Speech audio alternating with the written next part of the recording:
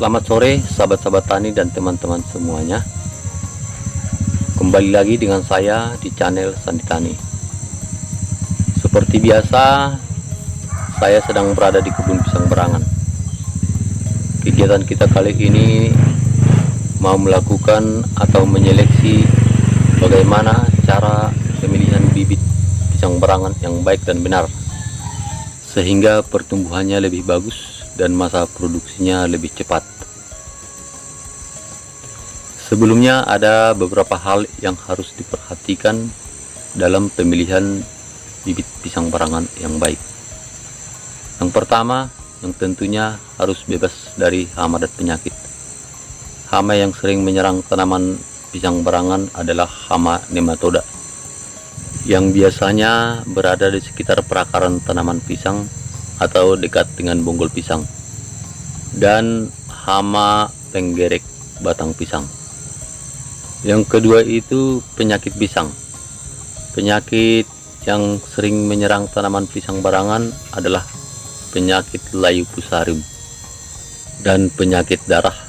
Penyakit ini datang ketika tanaman pisang sudah berbuah. Untuk selanjutnya, anakan pisang yang diambil harus dari pohon pisang yang sudah berbuah ataupun yang sedang berbuah. Sedikit saya cerita pengalaman saya selama berkebun pisang berangan sekitar 7-8 tahun yang lalu. Kita menanam bibit pisang berangan dengan kebutuhan bibit 628 pohon yang untuk kita tanam dengan luas lahan 14 rantai. Pada waktu itu kita kekurangan bibit, sehingga kita mengambil bibit asal-asalan dari sembarang tempat. Setelah kita amati sekitar 1-2 bulan, pertumbuhannya kurang bagus, bahkan sebagian tanaman ada yang mati. Kita belajar dari pengalaman bahwasanya pemilihan bibit yang baik dan benar dapat memacu pertumbuhan pisang dan mempercepat masa produksi pisang. Itulah beberapa hal penting yang harus diperhatikan dalam pemilihan jenis bibit yang baik dan benar. Sebelumnya mohon dukungannya untuk semakin berkembangnya video ini dengan cara tekan tombol subscribe dan tombol loncengnya untuk mengupdate video-video selanjutnya. Oke teman-teman, saya mau tunjukkan bagaimana cara pemilihan bibit pisang berangan yang baik dan benar. Ini anakan pisang dari indukan yang sudah berbuah.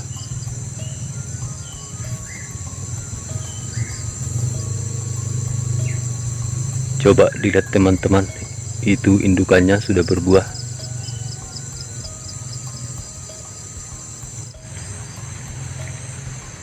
Kalau kita lihat perbedaan dari anakan pisang ini, yang ini sama yang ini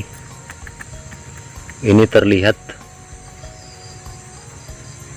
masih pendek dan daunnya masih berkucup. Ini kayaknya belum pecah. Kalau yang ini, coba kita lihat, daunnya sudah menyerupai pedang dan pucuknya sudah terlihat keluar.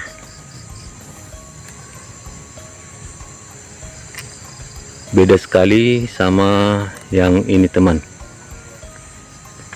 Kalau ini kita akan tanam kembali, kemungkinannya stresnya lama, bahkan setelah kita tanam pucuknya nggak mau berkembang.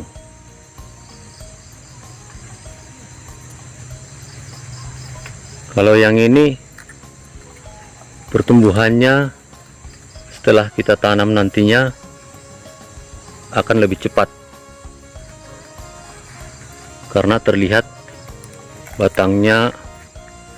Coba kita tengok dari bawah, batangnya terlihat kokoh. Dari bawah dia udah sebesar, dan semakin mengecil semakin mengecil.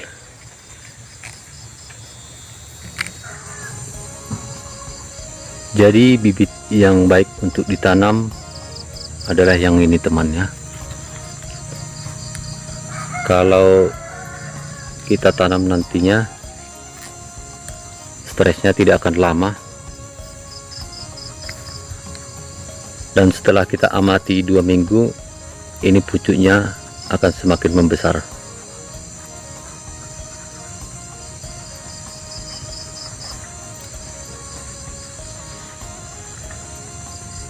Oke, sampai di sini dulu akhir video ini. Bagi teman-teman yang telah menonton, saya ucapkan terima kasih. Nantikan video-video berikutnya dari saya.